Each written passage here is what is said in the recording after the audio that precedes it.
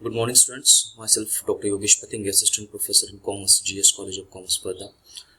From today's lecture, we are going to start the second unit of International Business Environment, MCOM second year, fourth semester. In this second unit, we are going to discuss about various regional integrations, various international organizations which are helpful for international trade.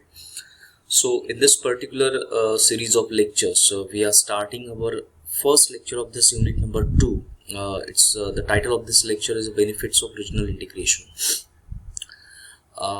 Before going for the points, we should know what is the meaning of regional integration. Regional integration is actually the integration, the coordination between the nations which have their same boundaries, which share the common boundaries, or which have same geographical location, geographical area. For example, we are the part of Asia, then Southeast Asia, then European countries, they have European Union. Then if we move to North America, they have South America, they have SAFTA, they have NAFTA. Then if we think about the oil producing nations, they have OPEC, Gulf nations. So these are the regional integrations which works for their own benefit. They bargain with international market what benefit they have or with the help of that benefit. So these are the benefits of regional integration. For example जसं आपण एक समजायचं जर म्हटलं की एक थोडक्यात समजा त्याला आपण आपल्या डोमेस्टिक मार्केटशी जोडूया. जसं एक कांदा उत्पादक एरिया असतो, जसं आपण लासलगावचं नाव ऐकलं आहे, नाशिकच्या मध्ये, नाशिक जिल्ह्यामध्ये येतो. तर मग तिथले कांदा उत्पादक एक इंटिग्रेशन करून, एक कोऑर्डिनेशन करून आपल्या उत्पादनाला कसा जास्तीत जास्त रेट मिळेल यासाठी ते प्रयत्न करतात. That thing is called as a regional integration, but that regional integration is a part of a domestic markets. मग हेच रिजनल इंटिग्रेशन आपण जेव्हा इंटरनॅशनल लेवलला घेऊन जातो, की जेव्हा एका एरियामध्ये काम करणाऱ्या कंपनीज राहू शकतात, एका जॉग्राफिकल लोकेशनमध्ये काम करणारे काही देश राहू शकतात, आणि त्या देशामध्ये काम करणाऱ्या ज्या कंपनीज आहेत ते त्या बाउंड्रीजचा फायदा घेऊन, त्या जॉग्राफिकल लोकेशनचा फायदा घेऊन स्वतःसाठी अशा पद्धतीनं एक एन्व्हायरमेंट क्रिएट करू शकतात की ज्याद्वारे त्यांना त्यांचा इंटरनॅशनल बिझनेस करण्यात अत्यंत सोपं जातं. एक प्रॉफिट मेकिंग व्हेंचर त्याचं म्हणतो. तर हे जेव्हा एकत्रित येतात, त्या एकत्रितपणाला आपण म्हणू शकतो रिजनल इंटिग्रेशन. एक त्या भागापुरतं एकत्रित येणं. मग आता या एकत्रित येण्याचे काय फायदे आहेत, that is the topic of our discussion, titled as Benefits of Regional Integration. Now let us go to the screen and we will see the first point, overcoming constraints of small domestic markets.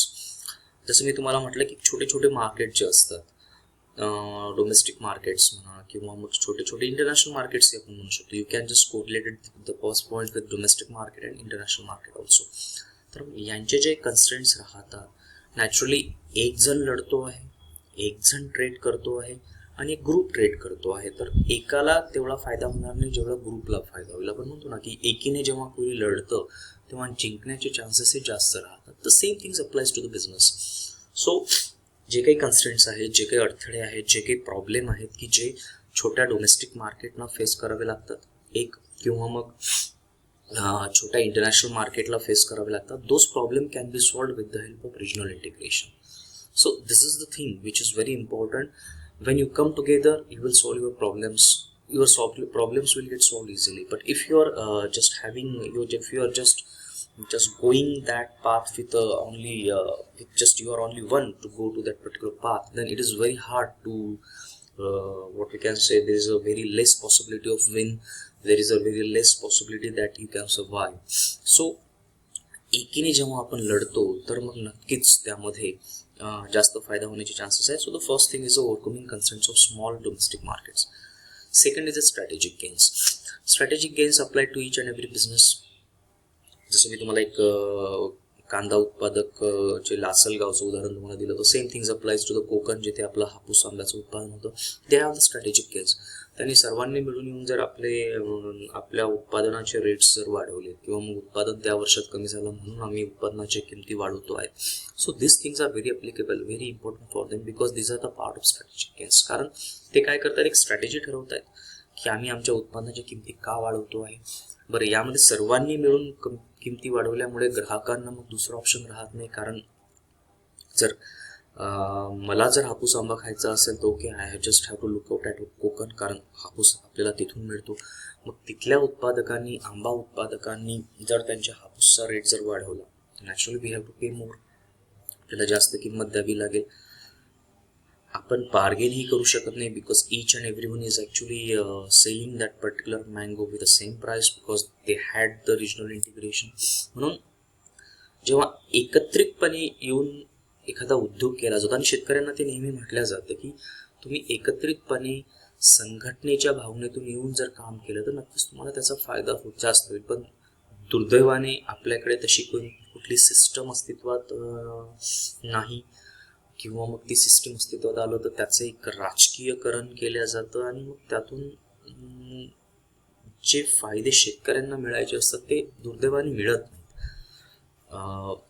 पण त्यात काही नवीन घडामोडी आता त्यामध्ये घडत आहेत, it's a different part. But एक strategic gain जेव्हा तुम्ही एकत्रितपणे येऊन काम करता नक्कीच तुम्हाला तो मिळू शकतो. The third thing is a protection of regional public goods. त्या देशापुरते मर्यादित असलेले जे काही एक उत्पादन असतील तर त्यांना एक प्रोटेक्शन त्यामध्ये मिळू शकतं. की जसं आपण ओपेकचं उदाहरण घेतो, oil producing and exporting nations जे राहतात, की जे तेलाचं उत्पादन करतात आणि तेलाची निर्यात करतात,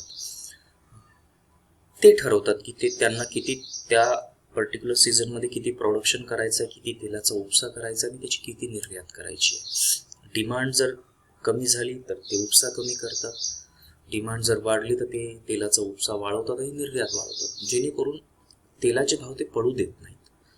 okay, international market is actually it's a very flexible one. तर कुठे कधी बॅरेलचे रेट पडतात ते आपण न्यूजमध्ये वाचतो, but they have that protection against their regional public goods. कारण सर्व मिळून एकत्रित काम करत असल्यामुळे कोणी जास्त प्रोडक्शन घेणार नाही, कोणी कमी प्रोडक्शन घेणार नाही. जे एक प्रकारे ठरविल्या जातं त्याच पद्धतीनं प्रोडक्शन घेतलं जातं. त्यामुळे मग तिथला जो एक प्रॉडक्ट आहे, तिथलं जे उत्पादन आहे त्याला ऑटोमॅटिकली एक प्रोटेक्शन मिळतं. That is actually a benefit of regional integration. The fourth point is a trade expansion and diversification. What we are producing, what we are trading, you have that range to expand it, to diversify. Because look, when you are coming together, then you have that expansion and diversification range. For example, एक उदाहरण आपण घेऊया की एक गाव आहे, गावातल्या शेतकऱ्यांनी एक ग्रुप तयार केला. काही शेतकरी त्यामध्ये एक आपण कोरडवाहू शेतीचा एक अंदाज घेऊया की काही शेतकरी सोयाबीनचं उत्पादन घेत आहेत, काही शेतकरी मुगाचं उत्पादन घेत आहेत, काही शेतकरी उडीदाचं उत्पादन घेत आहेत, काही शेतकरी तुरीचं उत्पादन घेत आहेत, काही शेतकरी हरभऱ्याचं उत्पादन घेत आहेत. Okay, now they have that range, they can diversify their product range, they can expand their trade. आणि सर्वांनी मिळून मग तो माल जर त्यांनी एक मार्केटमध्ये नेण्याचा प्रयत्न केला तर एक नक्कीच त्यांना एक ट्रेड रेंज मिळते आहे, ट्रेड एक्सपान्शन त्यांचं होते आहे, डायव्हर्सिफिकेशन होते आहे. So this things are very important for them. मग आता इथं एक शेतकरी जर मार्केटमध्ये गेला असता तर त्याला तेवढं डायव्हर्सिफिकेशन मिळालं नसतं. पण एक ग्रुप मिळून, कारण प्रत्येकाचं नोट डाऊन केलेलंच आहे की या शेतकऱ्याचं उत्पादन किती, या शेतकऱ्याचं उत्पादन किती. मग एक गाव मिळून जर ते पूर्णपणे तो माल विकायला गेले, जशी ती सिस्टम जर अस्तित्वात असेल तर, because lot of things actually interdependent, आणि तो माल जर त्यांनी जसं सोसायट्यां थ्रू विकला जातो, सोसायटी स्थापन करून सोसायटी थ्रू तो माल विकला जातो.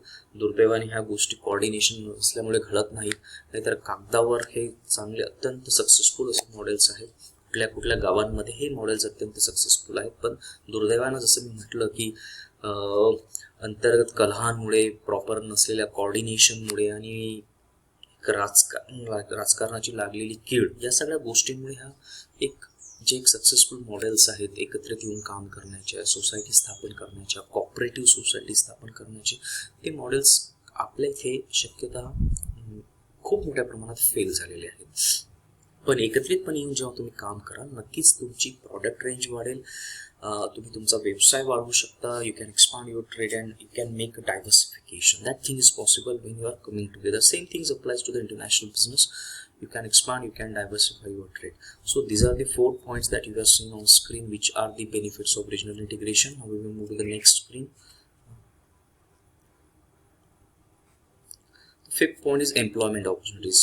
Okay, so very simple thing, but again, when you are expanding your trade, when you are expanding your business, when you are coming together, then actually you are generating the employments. कारण जेव्हा खूप मोठ्या प्रमाणामध्ये organisation वाढतं किंवा एक organisation तयार होतं, तेव्हा तिथे लोकांची गरज असते, तिथे काही ऑफिस पोस्ट क्रिएट होतात, तिथे काही what we can say office मॅनेजमेंटमधल्या मग अकाउंटिंग म्हणू शकता किंवा मग एक डेटा मॅनेजमेंट म्हणू शकता, कम्प्युटर रिलेटेड थिंग्स, ह्या एम्प्लॉयमेंट ऑपॉर्च्युनिटीज क्रिएट होतात. मार्केटिंग, जसं मग आपण म्हटलं की एक सोसायटी जर आपण क्रिएट केली रिजनल इंटिग्रेशन, मग त्या सोसायटीमध्ये ऑफिस मॅनेजमेंटची गरज आहे, कम्प्युटर मॅनेजमेंटची गरज आहे, अकाउंटिंग मॅनेजमेंटची गरज आहे, मार्केटिंगची गरज आहे. जर त्यांनी काही फिनिश गुड्स आपण ज्याला म्हणतो की तयार निर्मित वस्तू विकण्याचा प्रयत्न केला, तर then they need the skilled workers, storage capacities आहेत. त्यामुळे जेव्हा एक्सपान्शन होते आहे तर वेगवेगळ्या घटकांची गरज त्यामध्ये पडते, वेगवेगळ्या लोकांची गरज त्यामध्ये पडते आणि ती गरज पूर्ण होते मग या माध्यमातून. So they can create the employment opportunities when they will come together as a regional integration. So this is the 5th benefit of that. 6th one is a political closeness. हा एक बेनिफिट आपण त्यामध्ये मानू शकतो, किंवा कारण जेव्हा तुम्ही मोठा एक ग्रुप बनता तेव्हा नॅचरली तुम्ही त्या ग्रुपच्या माध्यमातून एक राजकारणावर प्रभाव पाडू शकता. Same things apply to domestic business and international business.